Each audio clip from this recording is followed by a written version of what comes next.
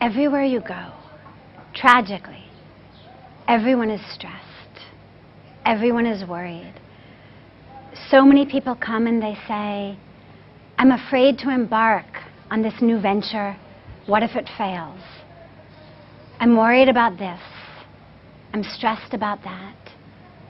So many people are having to take pills to fall asleep at night. And tragically, we've started actually to believe that this is natural. We've started to think that this state of stress and tension and anxiety, that it's natural and the right way to be. There's a joke of a man who goes to a psychiatrist, and the psychiatrist says, "What's wrong? Tell me." And the man says, "Nothing's wrong, actually. My friends insisted that I come to see you, and I don't know why. I have a wonderful job, a happy marriage, I'm peaceful and calm, and I love my life." And the psychiatrist looked at him as he took some notes in his book, and he said, "And how long have you been like this?"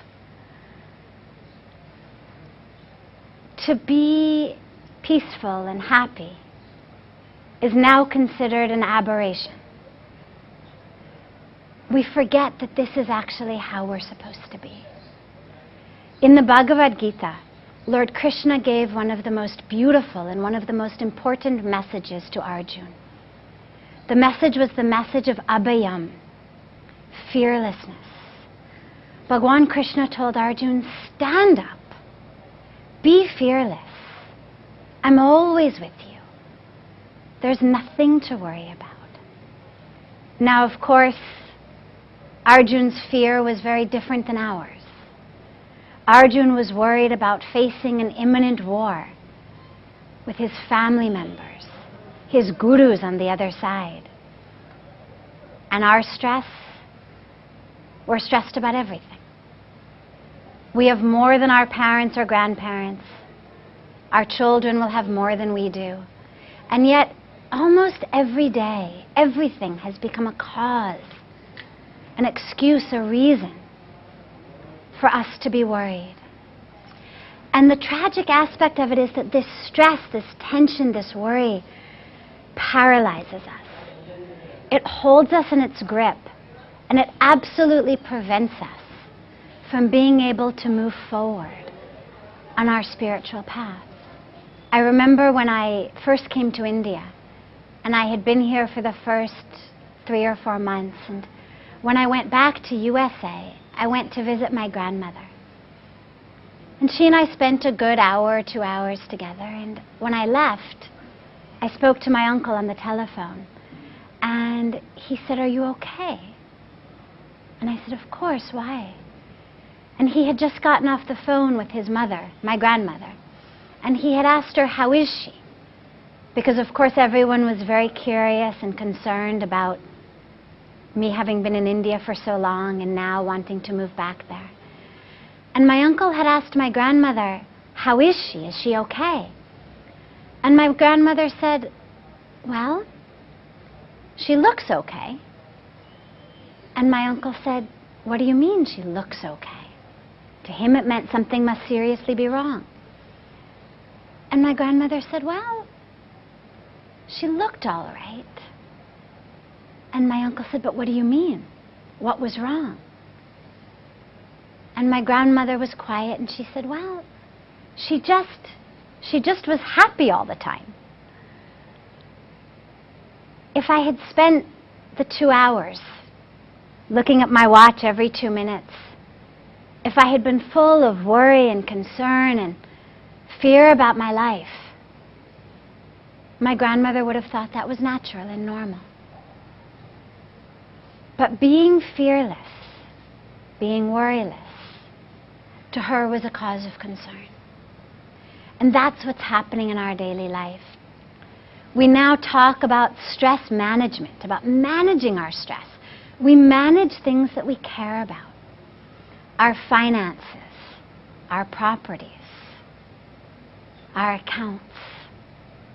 And now stress has become such an inherent, such a valuable part of our life that we have to manage it as well. But no, it's not the way to be. Our natural state is a state of fearlessness. Look at a child. No matter what happens around that child, if the child is in the mother's arms, it's fearless. It knows my mother is here. There could be gunshots all around, masked bandits, it doesn't matter.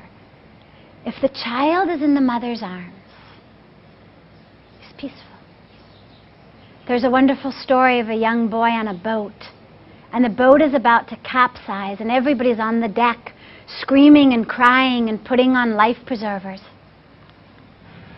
And in the midst of it is this young boy sitting very peacefully. And someone says, "What's wrong? Don't you know you're going to die?" And he says, "My mother's over there. She'll take care of everything." If a child can have that much faith in the mere presence of their biological mother, we are being carried, we're being held in the arms and the lap of the Divine Mother. That's the kind of fearlessness, the kind of faith that we need to have in our lives. The awareness, as the child does, that I'm in my mother's lap. I'm being carried, I'm in my mother's arms. How can anything go wrong? There's a wonderful line in a prayer that we sing every morning here that says, "Tua kali nahi pyare, Ram tere saath mein." God is always with you. There's nothing to worry about, nothing to fear. Otherwise in our lives, we grab, we grasp, we hold tenaciously to everything. We're so afraid to let go because if I don't take care of myself, who will? Here in India, we have this problem, this wonderful problem of monkeys everywhere. And there's a story of when the monkeys were running rampant in one of the big cities, and the people were looking for a solution. Because of course Indians are committed to non-violence, to ahimsa. So the solution is not poison them or kill them in some way. So we had to come up with a non-violent, gentle solution to the problem of the monkeys. And the solution they came up with was they took these coconuts and they hollowed out the coconut. And inside the coconut, they put something that monkeys love. A sweet, a banana, some piece of fruit, something. And they made the hole in the coconut just the right size that an open hand of the monkey could fit in. But once it grabbed its hand over that piece of fruit, over that sweet, now the hole was too small for this fist to come out. Now common sense would say, okay, well the monkey would just let go. Let go of the sweet, let go of the fruit, pull its hands out, and free itself. But amazingly, as smart as people think monkeys are, it became a perfect trap for monkeys. Because never would these monkeys let go of what was inside that coconut. Now, to try to run with only 3 legs, and the 4th inside a coconut, renders one not able to run fast. The monkey can't climb trees. So the monkey catchers then would come and round up the monkeys and catch them and take them back to the jungle. That's exactly what we do in our lives. We hold on to something. We think it's good for us. We think it's sweet. We think it's what we want. But it's trapped us And it's prevented us from being able to move forward in our lives, on our spiritual path. It's taken away that freedom from our lives. But we hold on because we're afraid. If I let this go, if I pull my hand out of this coconut and let go, what if there are no more bananas? What if there's no more sweets?